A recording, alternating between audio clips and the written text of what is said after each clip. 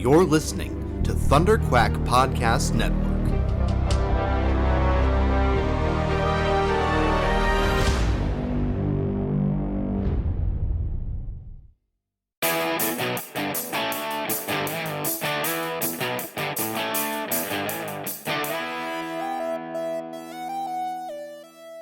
Hello and welcome back to Off the Record, your Patreon-exclusive ThunderQuack podcast. I'm your host, Michael Cohen, and you're asking yourself right now, wait a second, Patreon exclusive, but I'm listening to this on the ThunderQuack podcast feed. Well, I have some good news. I actually have a lot of good news. So first and foremost, ThunderQuack is going weekly. If you've already listened to the new episode of the ThunderQuack podcast, you probably know all about it. But I made a decision last night as I was editing that for the month of March, I would put all of the new episodes of Off the Record, so weekly episodes, on the regular podcast feed. So, if you're listening to this as soon as it goes up on Patreon, you're getting it a week early. I'm not gonna. Otherwise, this will be on the podcast feed before the podcast goes on the podcast feed.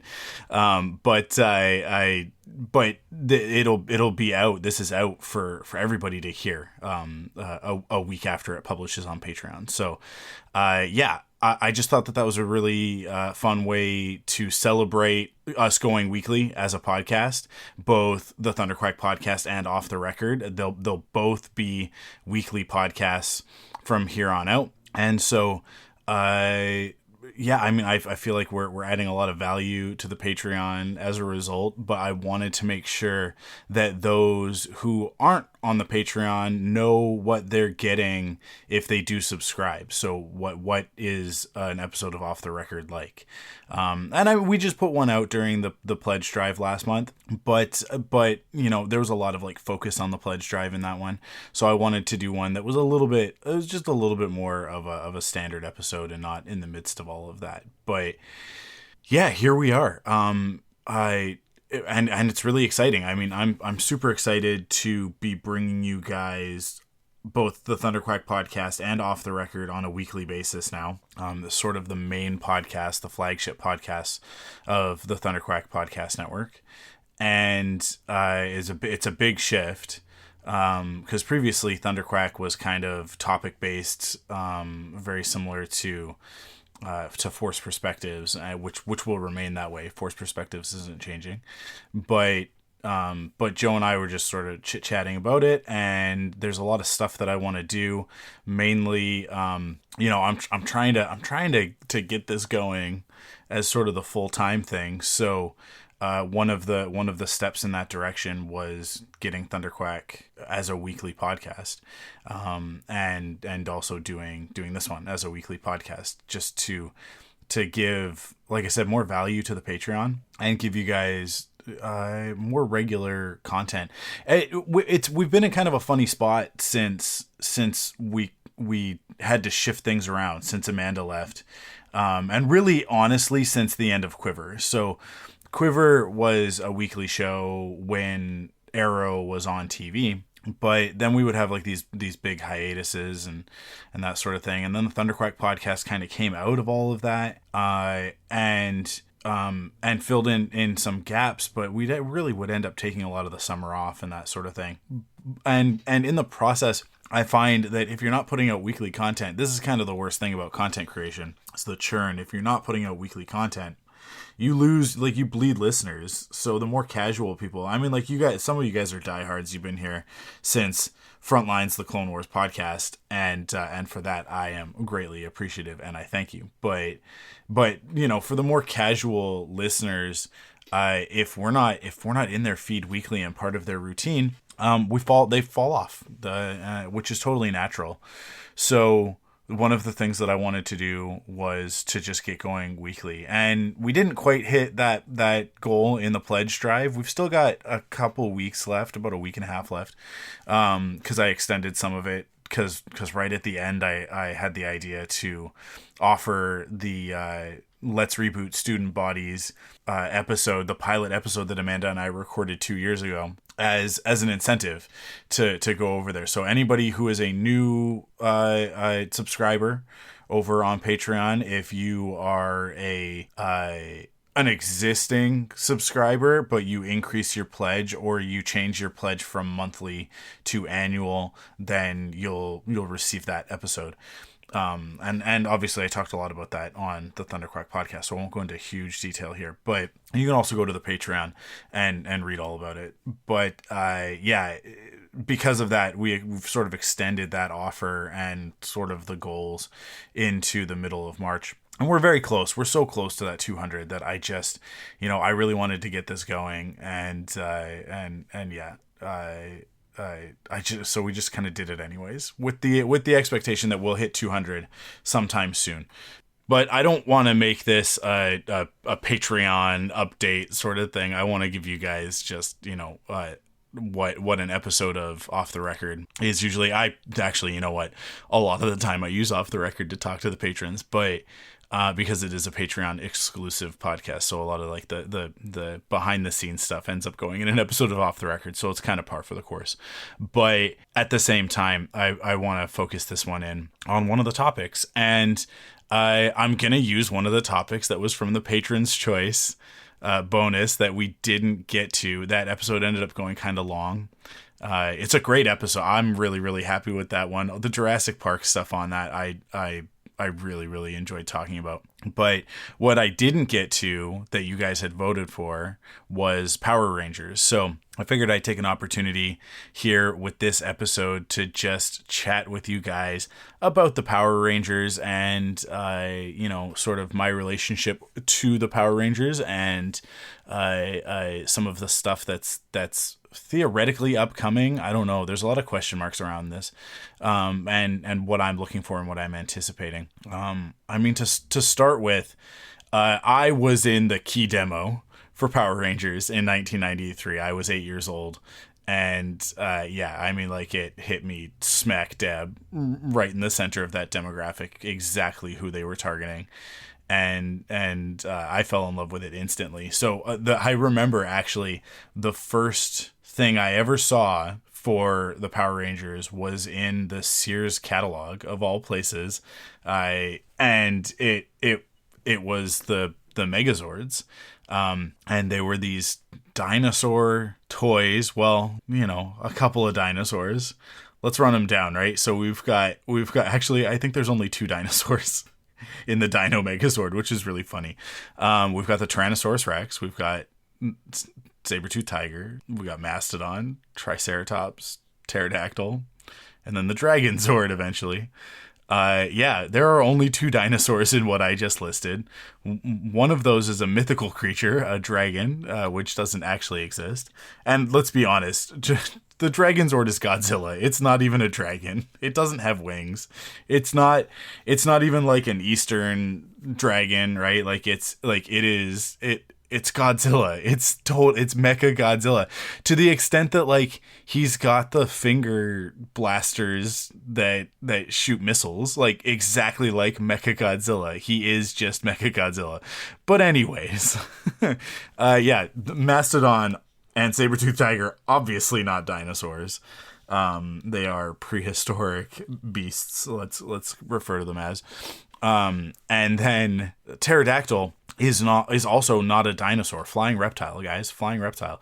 I get. You know what? What is it? Titanus, the Brachiosaurus one. So I like the Carrier Zord. So I guess there are 3, but they're still outnumbered by the non-dinosaur Dino Zords from that era. But yeah, I saw those toys and was instantly fascinated by them just from a design aesthetic. And they're dinosaurs. There's a red T-Rex, and that caught my eye. And then it's wait, what is this? But they combine together. What is a Power Ranger? At that point, my only real frame of reference for the term Ranger is the Ranger on Yogi Bear, right?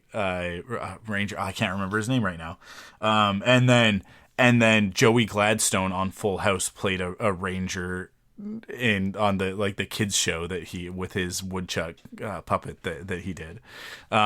So like Park Ranger was the only thing that I really understood a ranger to be. So when I read Power Rangers, I was like, what does that mean?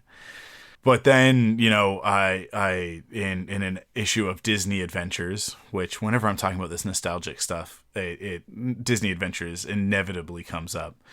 But yeah, it's so funny because like every like the August issue would have, I mean, the August issue would actually be the September one. Like it would be dated September, but it would come out in August.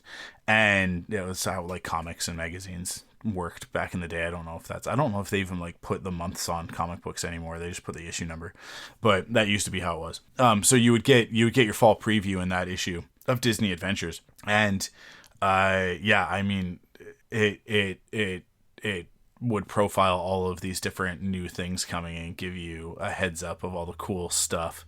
As a matter of fact, it's so funny. I was thinking about this the other day. Disney Adventures was so influential on me. It was such an important part of my childhood. It was where I got all of the information about all of this stuff that was coming up. It's, you know, we're talking pre-internet, right? And the ThunderQuack podcast is basically Disney Adventures in podcast form. I think like that's kind of what it's turned into, and I think that's sort of like my my thought process in it with the new format, with the new weekly format, is that like that's what we're going for. It's like here's some news, here's some stuff that's coming up, and like the social media accounts and stuff like that with the previews and all of that, and reactions to trailers. I'm really just kind of thinking about it in that way. It's like this is Disney Adventures for grown-ups. I mean, grown-ups. I don't even know what that term means anymore.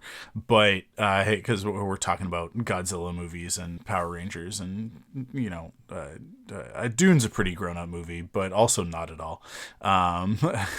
You know, Ghostbusters, whatnot, right? Like it's all such silly, trivial stuff, but it's trivial stuff that matters. It matters to us, at least. But yeah, it's kind of what I look at as my my North Star, is like, is that what we're achieving here? So there's a little bit at the front of the new episodes. There's the news, and then on the back half of it, there's the, you know, what are we watching? What games are we playing, and that sort of thing. So just I'm kind of like looking at it in that way of like, it's a bit of like a weekly news magazine sort of thing. But I can remember like then seeing stills from the show in Disney Adventures and getting a better idea of what that was going to be in advance of it being on television. Maybe I don't even know when exactly Power Rangers premiered. So maybe it wasn't in that fall preview. I do remember seeing like my first look at the actual show itself in Disney Adventures. But let's see, Mighty Morphin Power Rangers 1993, I know that, but did it premiere in September? I'm not 100% sure. If it did, let's go to the episodes. When did that first episode drop? Because I'm getting the feeling it didn't. Oh no, that's episode 0, the lost episode. Okay, the first episode premiered in August, on August 28th, 1993. So it was a fall show. So I guess it would have been in that preview issue. I'm just trying to think about what else was premiering that year. And yeah, this is going to be the same one that's got the Boy Meets World preview, which is one that really sticks out to me. I think I've talked about it on the podcast before, but I saw that preview for Boy Meets World, and it's like Corey sitting on his bed with the Nintendo Zapper. And I thought that it was going to be like, in looking at that, because the description was like super generic, I thought that it meant like because he's got the Nintendo Zapper, that it was like Captain N, like the cartoon series Captain N. So when I tuned into Boy Meets World for the first time and it was about a kid in elementary school, I was a little bit disappointed. Middle school, I guess he's in middle school, isn't he? Yeah, but I mean, you know, we know how that goes. Boy Meets World is one of the greatest shows of all time, so it was fine. Everything was fine. But I did feel a little cheated when I saw that Nintendo Zapper, and then it had nothing to do with video games or Nintendo. It was just a picture of a kid in his room with a appropriate 1993 piece of paraphernalia. But yeah, so it would have been the same one. It would have been the same fall preview as that. I is that also no, Gargoyles is 1994.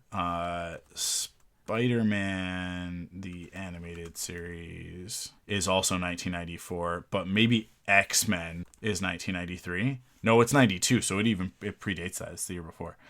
Yeah, man, what else? I wonder what else was in that fall preview for 1993.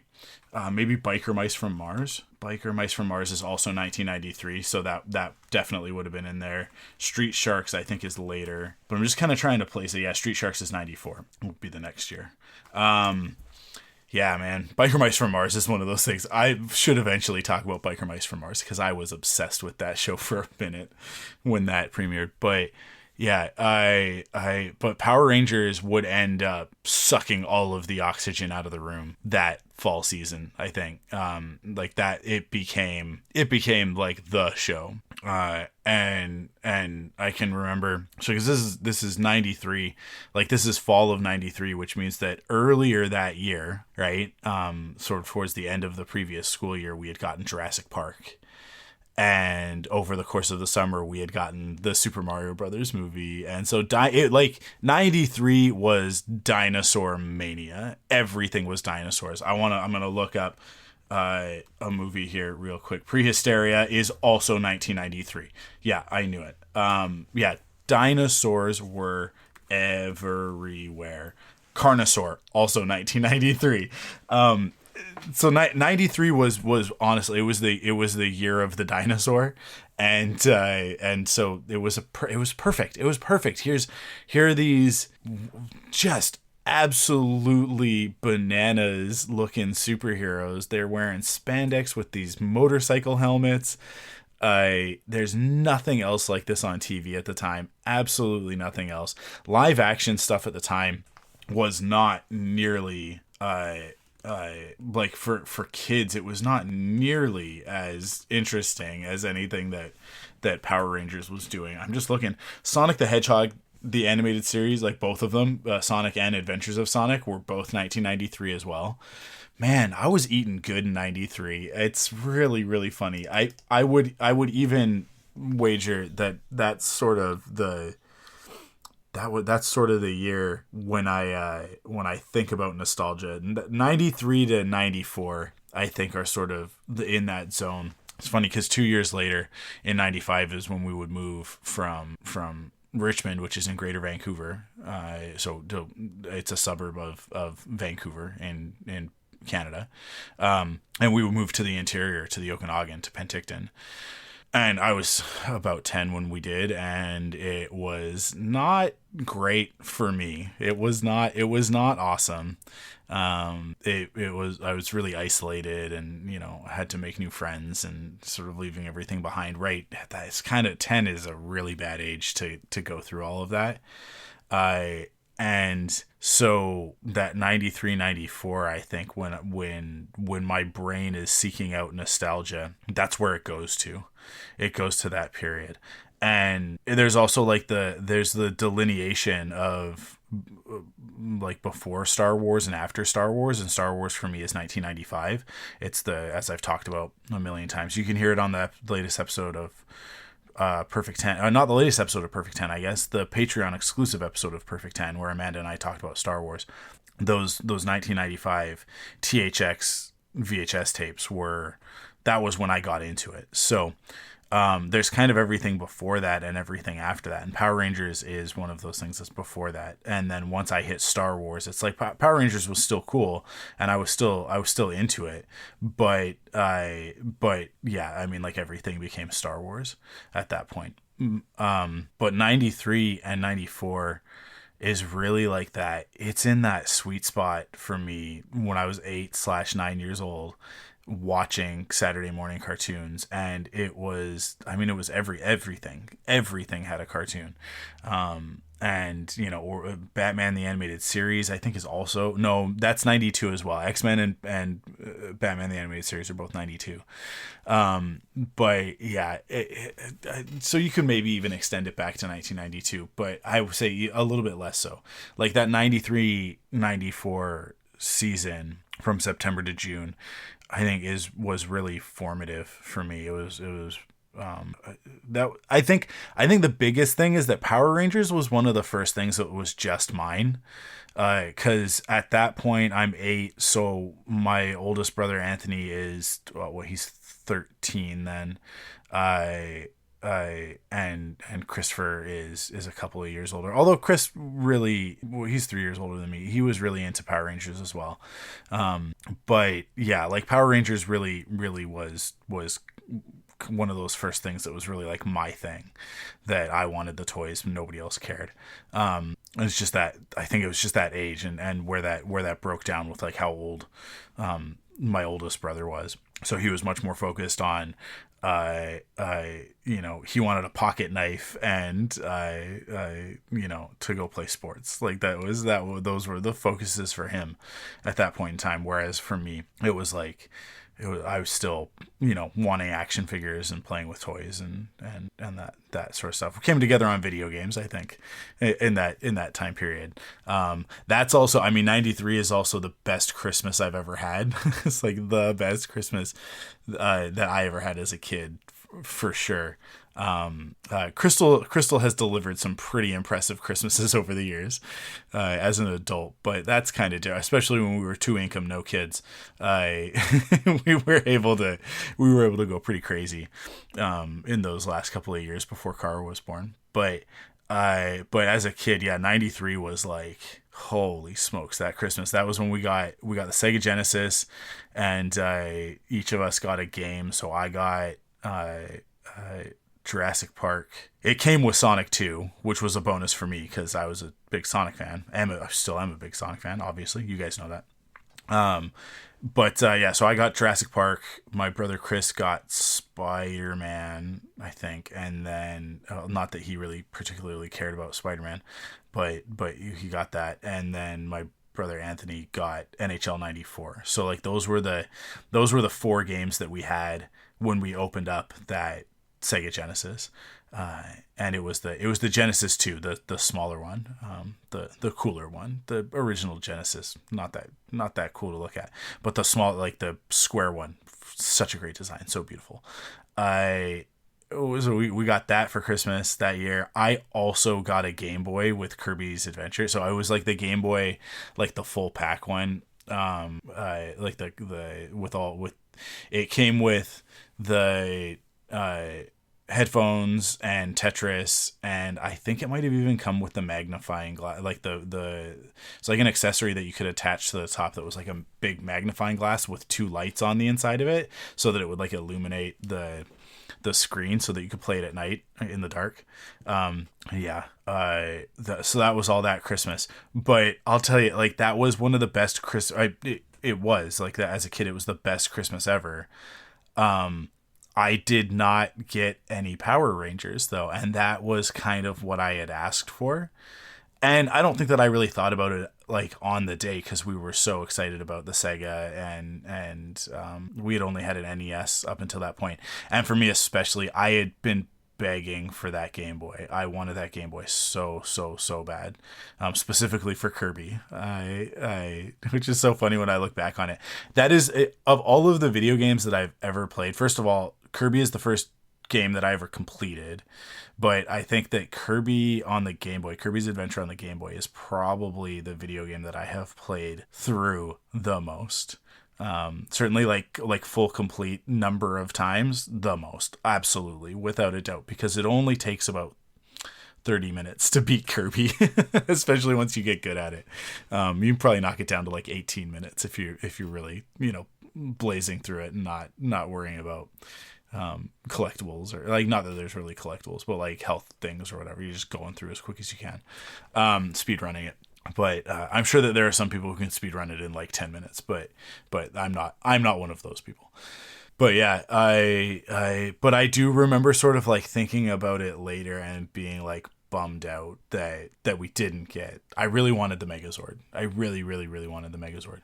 But then later, sort of in the spring of that year, I think, when the morphing figures came out, I managed to get my hand on one of those, on the Red Ranger.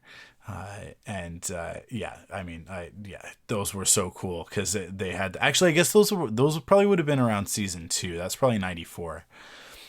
Because 94, like when we get season 2 is when we get them with their helmets off, because if you watch the show and you notice in season 1, we never see the actors in the Ranger costumes, right? They didn't bring them over. They just shot all of the American actors doing their things, and then they would morph, and then you would switch over to the Japanese footage. But in season 2, because it had been such a big success, they started putting them in the outfits, right? So they would be in the command center in the outfits with the helmets off, with just like the white the collar on the neck, and so the action figures, they did the morphing action figures, and they were like this. So one head was like that, and then it was sort of on this like rotating spinning thing that if you like press the legs together, the front and back of the figure would kind of open up, and it would flip, and then the helmet would pop out, so you could have them like I believe that they would say back in action. I think that Jason would yell back in action, and then they would hit their watches or the belts, and then teleport out, and the helmets would come back on, and they'd be fighting again. So you would yell that out as well, and it probably said that like on the packaging of the figure as well. I bet you anything. Maybe not anything, but I'm pretty confident, or at least like in an advertisement or something like that. Yeah, so that was like my first Power Rangers toy, was that one. And I never had a Megazord. Never got one. As much as I wanted it. I mean, like that, it was a big ask. That was an expensive toy back then. And not easy to find that Christmas either. So totally understandable that I didn't get it. But you're talking about 8-year-old/9-year-old brain. I didn't accept it. But then at some point my mom came home with, this would have been like that 94-95 season, the season 2, the Red Dragon Zord from season 2, from the Thunder Megazord. But she had found it at like a garage sale or something. And so it was just the Red Dragon Zord, not the rest of the Megazord. The Thunder Megazord, and he didn't have the staff, so it was just him. And I'm trying to remember if does he have hands that detach? I don't remember. I don't think so. I think no, the hands are like inside the claw. No, the claws come together and turn into the hands. That's right. And the head detaches and goes into the chest, and like the dragon head detaches and goes into the chest. So I had that, and that was really cool, but it was one of those things of like, when my mom would come home with stuff from garage sales, she loved going to garage sales back in the day. It was always kind of just a bummer because it would be incomplete, and it was used, right? So it was like, stickers worn off sort of thing, and missing pieces, and just kind of rough and not in a box. So it always kind of like ruffled my feathers a little bit when that would happen, when I would get stuff like that. But again, as an adult looking back on that, like the fact that she was at these garage sales and actually like paying enough attention, it's interesting because my mom is so not interested in any of the stuff that I found interesting. My dad was there, with some of it, with me, like I mean, he was a big Star Trek fan, and so we would watch Star Trek together, and when I got into Star Wars, like he was a Star Wars fan as well, and he loved Jurassic Park. So we saw those movies together and stuff, and he introduced me to so many of the things that I love, but yeah, my mom really did not care about any of that stuff personally, but there's a lot of instances of like she understood what it meant to me, which I don't know if I fully appreciated that at the time, but I definitely think about it a lot now. And I think about with the girls, how important that is to them as well, that we have these things that we share, and that we can love together. But yeah, so at the time as a kid, I would look at those garage sale toys and be kind of grumpy about it. a couple of years before I had gotten the ThunderQuack, the Darkwing Duck ThunderQuack, and it was, again, like, no box. I got it for Christmas, and it was like no box. I think it was missing part of the landing gear or something like that. And yeah, so I was like, I loved it. I absolutely loved it. The thing that killed me is that I didn't have a Darkwing figure. So it was like, here, I've got the ThunderQuack, but I don't have Darkwing or Launchpad. So what am I supposed to do with this? So I would just put other characters inside it. I mean, mostly I would just fly it around and just look at it and like study the shape of it, because it's the ThunderQuack. Listen, I don't think I have to explain to you guys that the ThunderQuack, specifically from Darkwing Duck, meant a lot to me. I can't explain why. I just, like, there's something about that flying duck head airplane that just captured my imagination and stuck with me for decades, and is the name of the podcast network. Like, but yeah, I've gotten that in similar circumstances, and yeah, again, it always just kind of like bugged me a little bit, but really at the end of the day, what I should have been focused on, but kids are incapable of this, like literally incapable. Their brains haven't developed enough to be able to understand the nuance of this. What should have mattered to me is that my mom cared enough that when she was out at garage sales or, you know, swap meets, flea markets, whatever, when she would see this stuff, she would get it for me, because otherwise I probably wasn't going to get it. Like, I wasn't going to get a brand new ThunderQuack in the box because of how much it cost. And I mean, like at that time we were okay financially. I think that my parents were doing all right, but 3 kids is a lot of kids to buy Christmas presents for. And when it can't be something that like we can all share, when it's just for one of us, you know, those big ticket items are a little bit further out of reach. Didn't stop me from asking though. But yeah, so I never got the Megazord as a kid, and then over the years, you know, Power Rangers kind of faded. Other stuff took the forefront, and I just grew out of it. Really, honestly, I think Lost Galaxy is probably the last one that I sort of was like there for every episode, and then after that, I'm trying to think if Space is before that or after that. I think Power Rangers in Space is before Lost Galaxy. And you know what, to be honest, like Power Rangers in Space, I did not actually watch a lot of. So I may have actually dropped off at that point. I wonder, Power Rangers in Space is 98? Really? It's 1998? Wow. Okay. Power Rangers. I should just have like a wiki up, but I'm just using IMDb. And then Lost Galaxy is 99.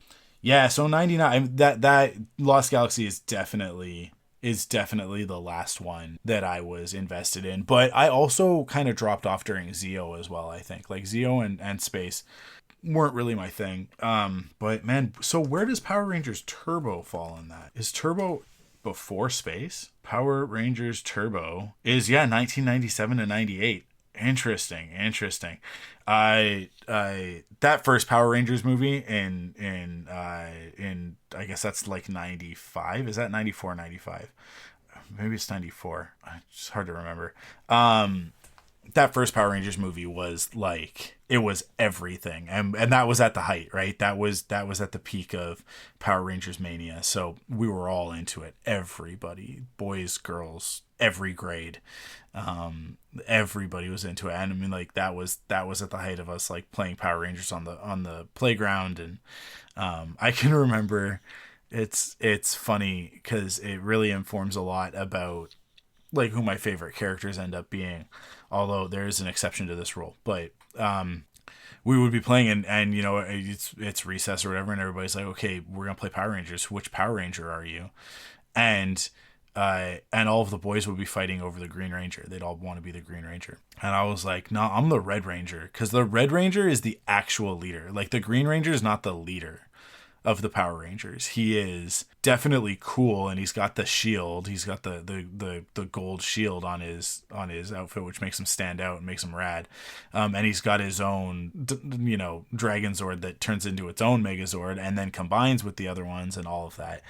But like, doesn't matter. It doesn't matter because, like Jason is the leader, but then Jason eventually, like, he leaves and is replaced with Rocky, and Rocky is like, I don't know, man. I don't know. No shade to Rocky. And if you're a Rocky fan, Rocky the Power Ranger, not Rocky Balboa or Rocky of the Three Ninjas, but Rocky the Power Ranger.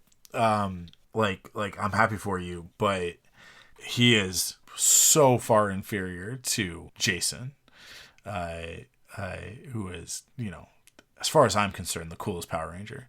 But yeah, so I would always want to be the Red Ranger. And so we would play on the playground or whatever. But yeah, it's funny. It's funny to think of these memories, and we would either play that or we would play Jurassic Park, and we would pretend to be velociraptors, and just chase girls around. They would scream as we pretended to be velociraptors. I wonder how much of this still happens on playgrounds with kids. I'm sure lots, but yeah, I mean, Power Rangers was eventually outlawed.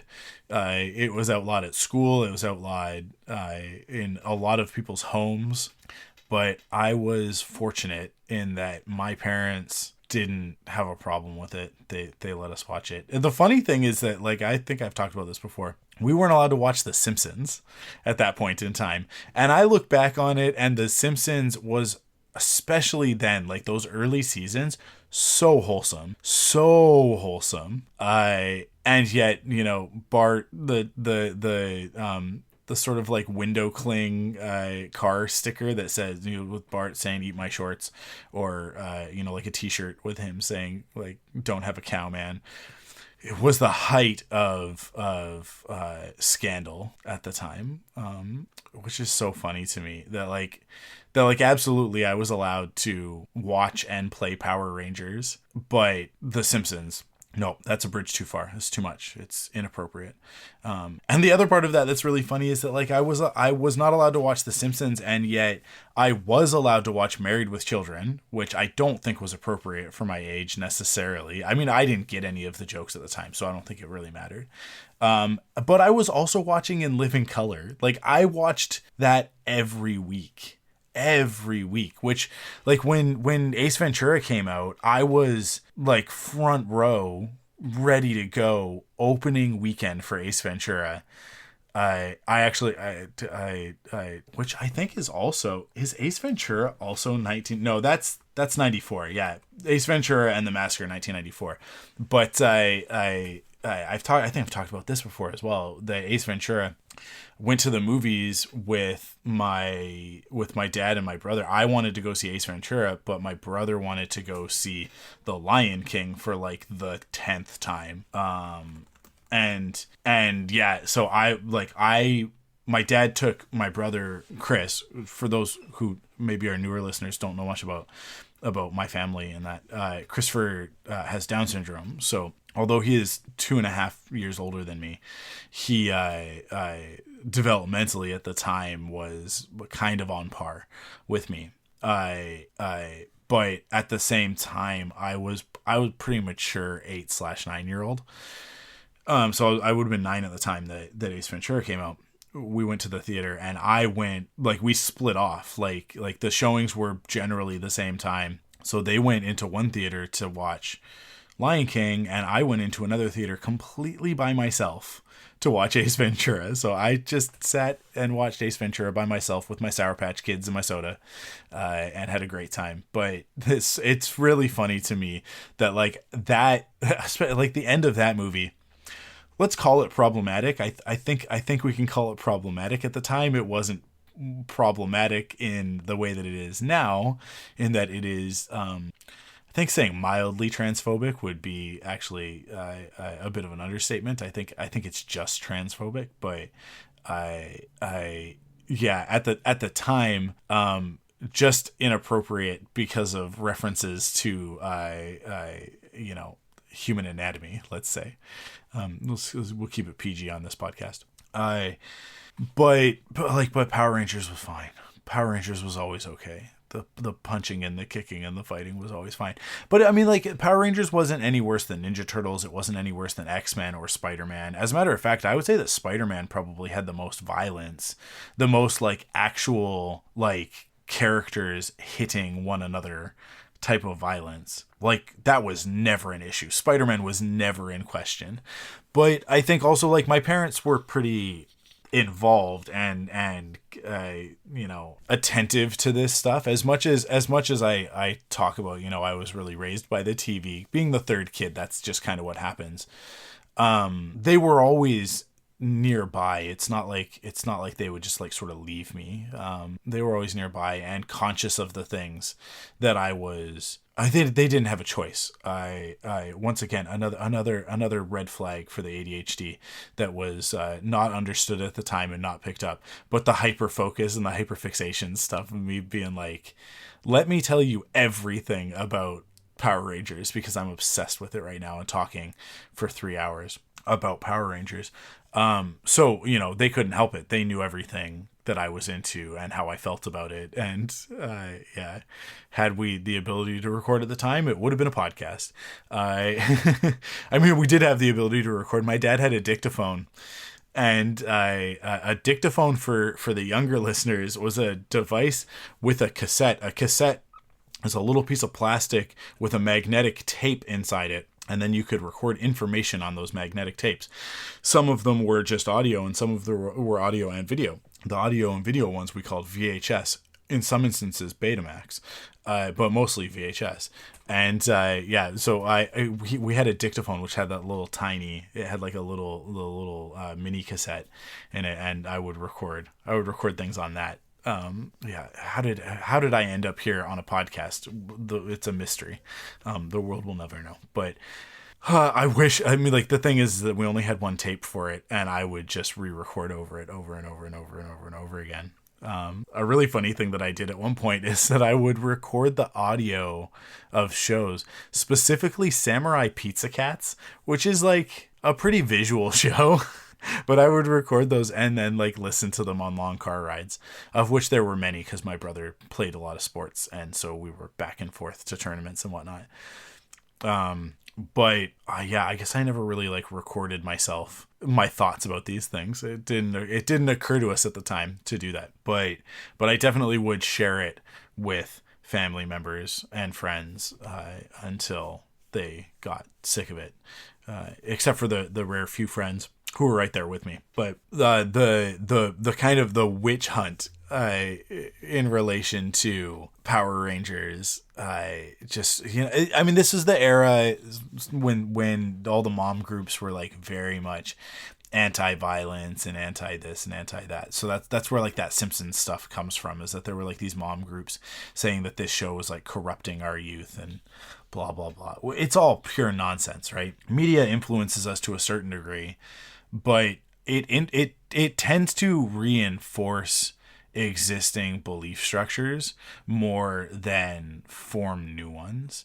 So I guess the reality of it is that we tend to seek out media that aligns with our ideology, as opposed to media shaping our ideology. Now, in the year 2024, I think that maybe has changed a little bit because of the advent of social media. But social media is a different thing because it is like peer pressure influence, right? What ends up happening is you find an in-group, and once you're in that in-group, you do everything you can to stay in the in-group, and you want to be like on the wavelength, right? And so if the in-group is hyper liberal, then, you know, everything is offensive, and if it's hyper conservative, then everything is offensive. It's really interesting how if you go extreme on either end of that, it's really just like that anybody who doesn't align with your belief system is a ne'er-do-well, right? Funny. That's not an argument for centrism, because I don't think that centrism is really a way to do it either. As Mr. Miyagi would say, you walk the left side of the road, you're fine. You walk the right side of the road, you're fine. If you walk down the middle of the road, squish like grape. And that is a That's do or do not. There is no try. He's saying the same thing in Karate Kid that Yoda said. They just made a different analogy, because that's for Daniel to choose. If you're going to do karate, you do karate and you follow my instructions and you stick with it, or you don't do karate. You don't halfway do karate. But yeah, I think that like we tend to seek out and sort of attach to these pieces of media that are reinforcing ideologies that we already have, and thankfully my parents raised me with solid morals, and then I attached to superheroes. And so, you know, were these shows violent? Yeah. Did they influence me towards more violent behavior? Possibly, but did I don't know. I mean, like, I was a boy in the early 90s. Like, I think that it was just what was expected of us. That's just what your peer group was doing, so it's what you were doing. But I firmly believe that like my attachment to superheroes, to the Ninja Turtles, to you know, X-Men, Spider-Man, Power Rangers, Gargoyles, the stuff that I was obsessed with at the time, it really informed my sense of justice and my sense of right and wrong, to the extent that I think actually, like, of my siblings, I am the one with sort of like the strongest sense of that stuff. Not to say that my brothers are criminals or something like that, but just that like that right and wrong sort of thing. I mean, like, I didn't drink alcohol until I was 21. So and I live in Canada. The drinking age here is 19. But the funniest thing is like, yeah, my first drink of alcohol was in Seattle. It was in the United States, and I was 21. So yeah, when everybody else was getting into trouble with that stuff, I stayed away from it. There are many things that I have not done because of my sense of like right and wrong, because I was told by Dare and Saturday morning specials that you know, drugs and alcohol are the worst thing, and if you have one single puff of marijuana, you will end up junkie on the street. I don't think that that's actually true, but you know, that was the prevailing opinion at the time.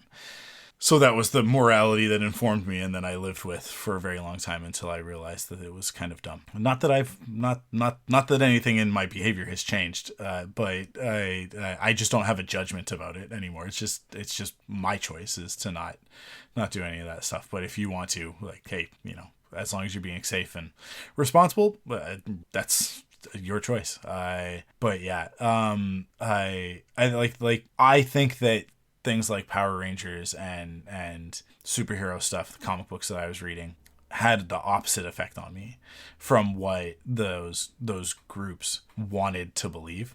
But yeah, I mean, so Power Rangers, I would fall off in high school. I mean, 1999 is like 8th grade. So like end of 8th, I guess the first half of the year is 8th grade and the second half is 9th grade. So, yeah, Lost Galaxy. I mean, I think I still watched it. I would watched it all the way through, I'm pretty sure. Which, thinking back on it, I was pretty old to be watching Power Rangers, but I was watching all of the Saturday morning cartoons, because around that time was also the Godzilla cartoon and Men in Black, and yeah, I had a whole slate. I had a whole Saturday morning, and I would record them because we would play Shadowrun, which is like a tabletop role-playing game, Dungeons and Dragons ish, but cyberpunk. And so I would go play Shadowrun. We would leave at like 9 in the morning, 8:30 or 9 in the morning, because we had to walk across town to go to the person's house. Stuff that you just wouldn't do as a kid these days. I mean, I guess I was I was older. I was 13 or 14, but we would walk across town to go play Shadowrun. So I would record everything and then I would watch it later. But Power Rangers was on that itinerary, that schedule at the time. But this is also when Dragon Ball Z and just sort of anime in general, I had access. I was really, really lucky. We had a shop in Penticton that had a whole section of anime, and my dad, like, I went to rent it, and the guy was like, "You need permission," and my dad came in and was like, "He can rent whatever he wants." So it's like he like, basically wrote down a little note on my account. I mean, like, I hung out at that store. It was a video game store that also had anime, so I hung out there all the time. It was one of those third places that don't exist anymore, right? But I would hang out there all the time with these guys, with these adults, straight up adults, and older teenagers. But I was like 12, 13, 14, renting anime that was, let's say, wildly inappropriate. And I had a TV with a VHS player built in. I would go in my room and watch that stuff. And yeah, I mean, like, you can imagine 13 years old, what kind of stuff is a 13-year-old focused on? 13-year-old boy focused on, and then think about anime and think about the stuff that I was renting. Yeah, close the door, watch my anime. And so it was around that time that I probably fell off of Power Rangers. But then I, kind of came back to it. I certainly, before the movie in, what is that, 2017, checked out some stuff. I, with streaming services and stuff making it more accessible, there were some of the newer series and stuff like that I checked out, but I never really got way into them. But then when Kara was about 2, we watched through Mighty Morphin, and we watched, what was the most recent one? I guess Ninja Storm was when we started with her. That it would have been Ninja Storm at the time. And yeah, I mean, like, that, so very different. Power Rangers is very different now than it was back then. It's kind of evolved quite a bit. Gone through sort of different iterations and different owners, Nickelodeon, Disney. I think Nick had it at one point. Maybe I might be wrong on that, but Disney definitely had it at one point. And now it's back to I think Saban owns it on its own now. And the most recent stuff, like from Ninja Storm forward, has actually been pretty decent. It's fun to watch, but when the girls fall off of it, then I also fall off of it. I only really watch it when they're interested. And Cassie actually just recently, it's so funny that this got picked as one of the topics, that it got voted. I mean, like, I put it on the list, I think, because it was forefront in my mind. But Cassie just recently has expressed an interest in Power Rangers, so we've watched a handful of episodes from Mighty Morphin. But it's it has me thinking about it again. If you follow me on TikTok or Instagram for my art account, Archangel Wolf on Instagram and Arc Wolf on TikTok, I should probably change that. I should probably make a personal account for TikTok. That's just for like me. That's not me posting stuff necessarily. But anyways, I already have 2 TikTok accounts. I don't think I need a third. But if you go follow those, you'll see that I did a Star Wars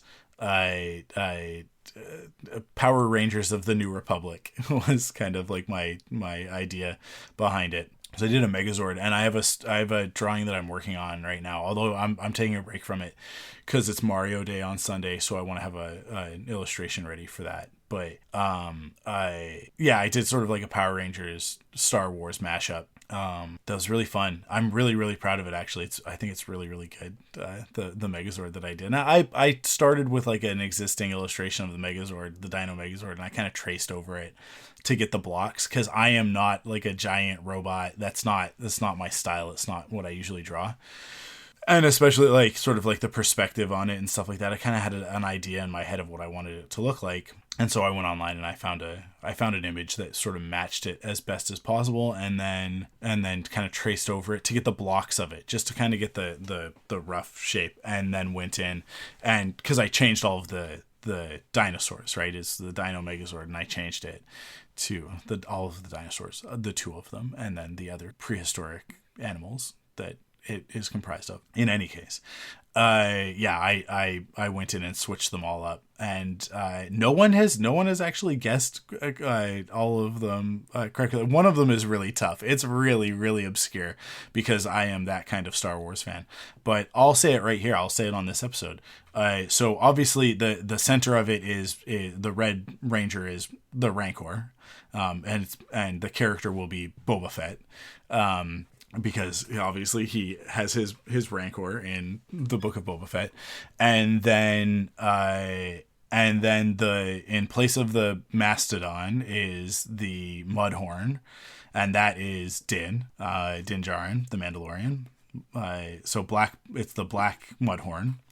And then yellow is a bantha.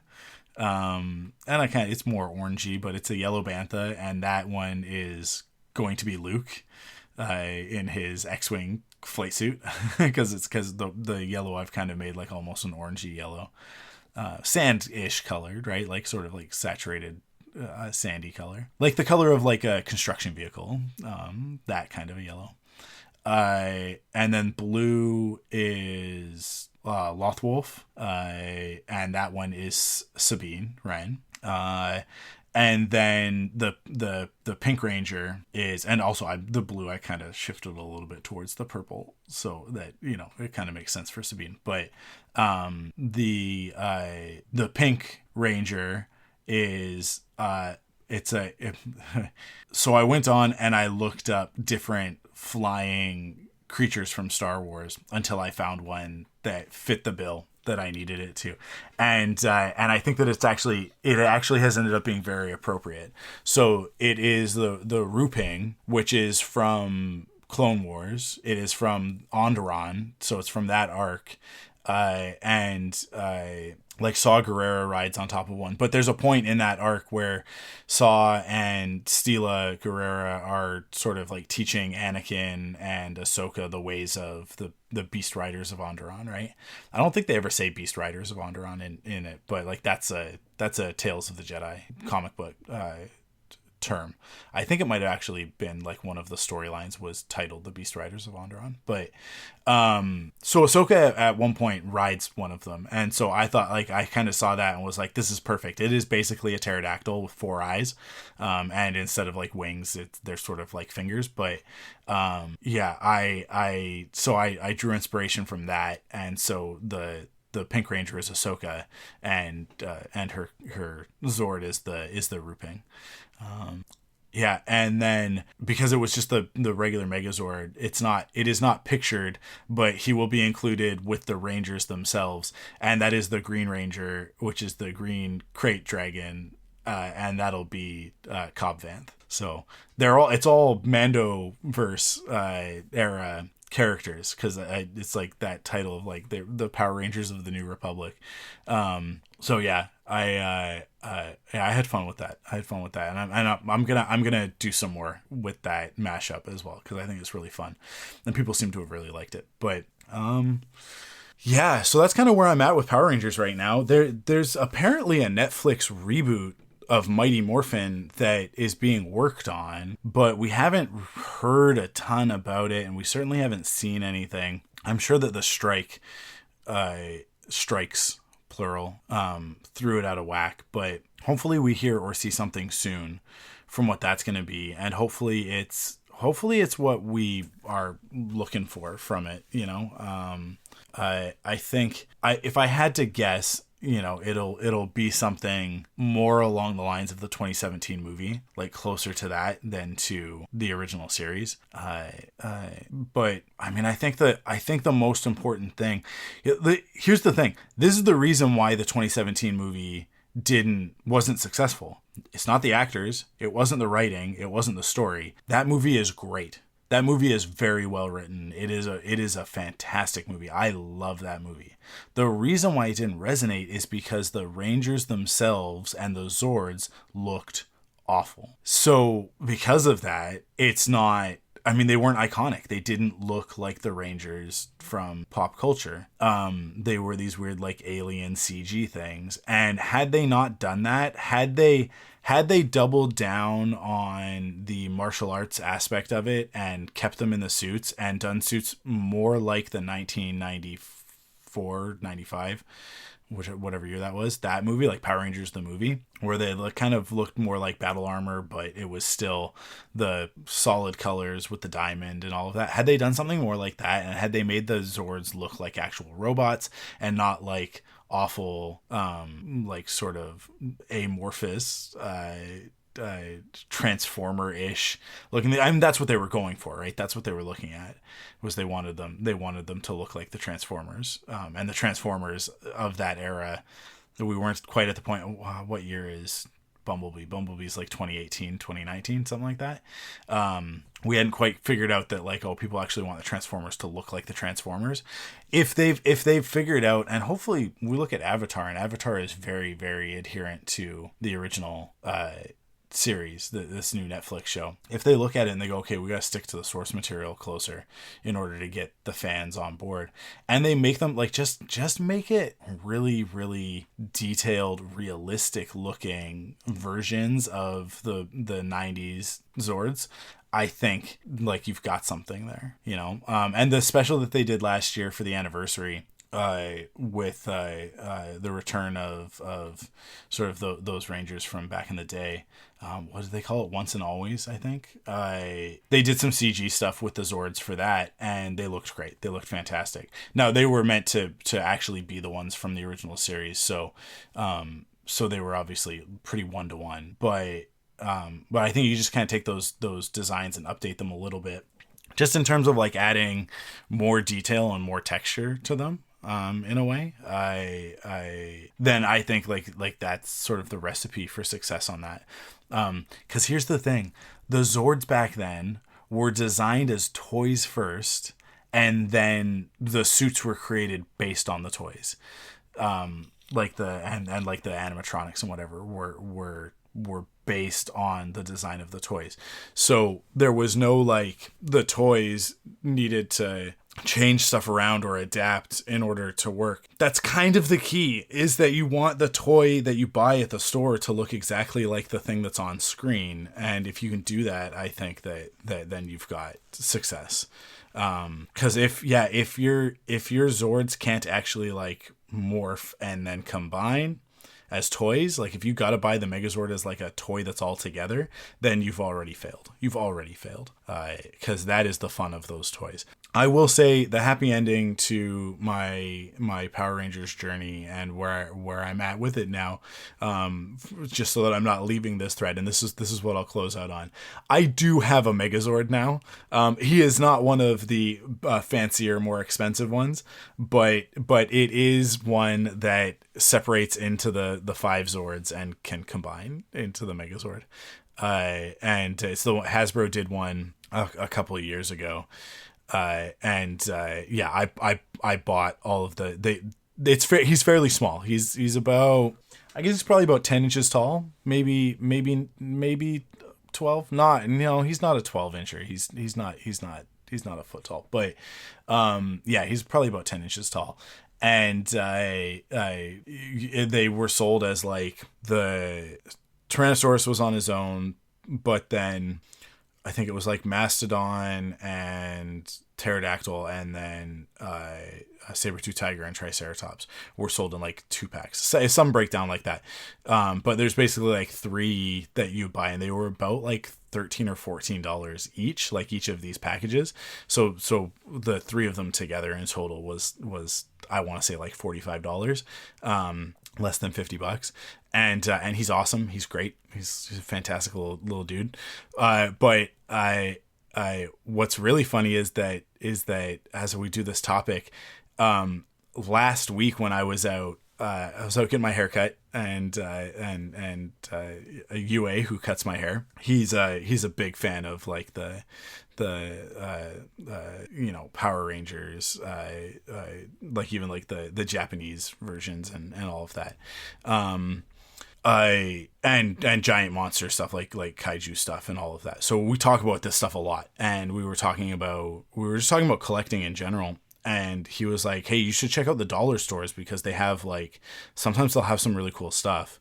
Dollarama up here in Canada will get like basically the stuff that Walmart and Toys R Us couldn't sell will eventually end up there at like a ridiculous discount, like really, really good prices.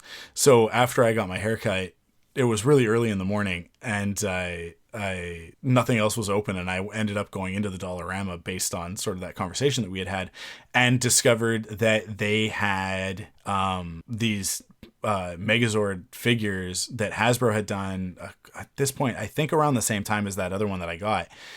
They do not transform. They are just sort of like they're more like little mini statues, but I grabbed 4 of them. So I've got, let's see, I have the Dragon Zord, although this is not the Dragon Zord. It says Dragon Zord Battle Mode. This is the Dragon Megazord, because this is the one with actually no, this is Dragon Zord Battle Mode, because it's the one that's combined with Mastodon, Triceratops, and Saber-Tooth Tiger. The Dragon Megazord is the one when it's like the Megazord, and then the Dragon Zord sits on top of it just to shoot missiles. But then I also got the White Tiger Zord Battle Mode, the Warrior Mode, I guess.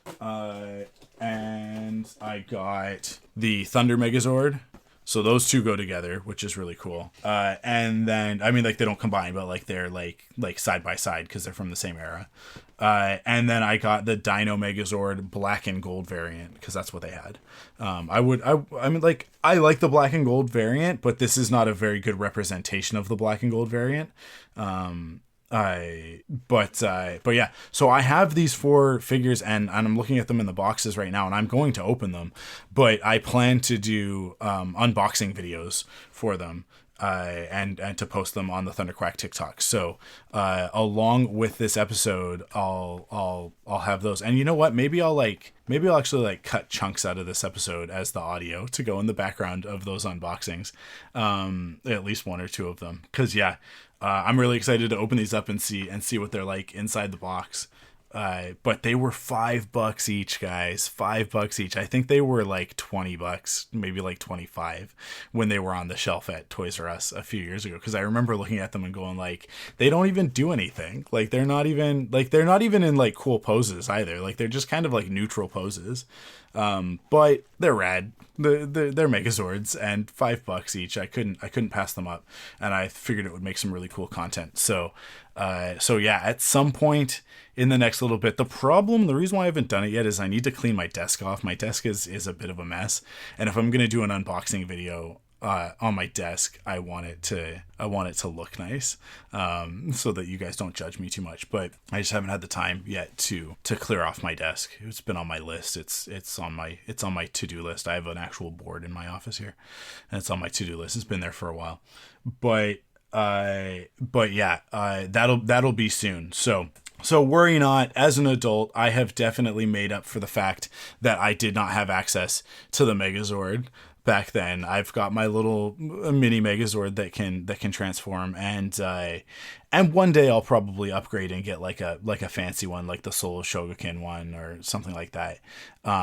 which is like die cast, and it's all 6 of them, because it's the Dragon Zord as well, and they combine and it's all perfect, and looks better than the ones in the TV show, sort of thing. But that's like a one day. That's a distant future sort of thing. For now, I'm happy with these guys. And I'm really happy with my Ninja Turtles Power Rangers crossover figures that I've got. They're probably my favorite figures in my collection right now. It's like them and my 2 Gargoyles ones. I've got Goliath, and then I have Xanatos in the battle armor, in his gargoyle armor. Those are probably all my favorite figures right now that I have in my collection. But that's it. That does it for this episode. We're just over an hour here as I'm recording. So I hope you guys enjoyed that. I hope you guys stick around. If this is your first episode of the ThunderQuack podcast, like you're just popping in because you saw Power Rangers, it came up in like a search or something like that, I hope you stick around and check out our regular episodes of the ThunderQuack podcast. The most recent one is going to be the best example of what it's going to be going forward. Joe and I brought it back in, I think it was November, December, we brought it back as a podcast so that we could talk about Frozen Empire, the new Ghostbusters movie. And then sort of since then it's kind of morphed, and it's now become this weekly sort of news magazine type show. So make sure that you're subscribed and hang out with us. Don't miss anything. If you want to get it early access, if you want to continue to get access to Off the Record after March, then for the weekly episodes, then go to patreon.com/ThunderQuack and you can get that. You'll get them a week early. You'll get the ThunderQuack podcast a week early. Once March is over, right? You'll get those a week early, and you'll get exclusive access to this, to Off the Record, where I do sort of these deep dives on a single topic. And you also get early access to Forced Perspectives. You'll get early access to Perfect 10, as well as early access as I can give you to Rebel Cells, because we want those episodes out as soon as possible for the listeners, but for the regular listeners. But yeah, patreon.com/ThunderQuack for that, as well as bonus content for all of the podcasts on the ThunderQuack Podcast Network. That we had just done for the pledge drive. So head over there, check that out. It's only $5 a month. If you do the whole year, it's only $54, because it's like 60 minus 10%, which is $6, right? So it's $54 for the whole year. And the annuals are actually like better for us, because it means we get a whole chunk of change at once, which allows me to finance a little bit better, to plan our finances a little bit better, I should say. But yeah, some stuff that's coming up in the near future with ThunderQuack. On the next episode, obviously we'll have the week's news, but then Joe and I are going to talk about Dragon Ball Super, because I'll have finished that up. We'll probably talk a little bit about X-Men, the animated series, and the lead up to X-Men 97, because I'm just getting into that right now, and we'll talk about what games we're playing as well. But that's it for this episode of Off the Record. Thank you guys so much for listening. Thank you, as always, to our Patreon supporters. We couldn't do this without you. Your support means everything, especially those new subscribers and returning subscribers. There's a few of you that are back, that sort of heard the call during the pledge drive and came back, and it means a lot. You guys are the ones who keep the lights on, and I appreciate you so much.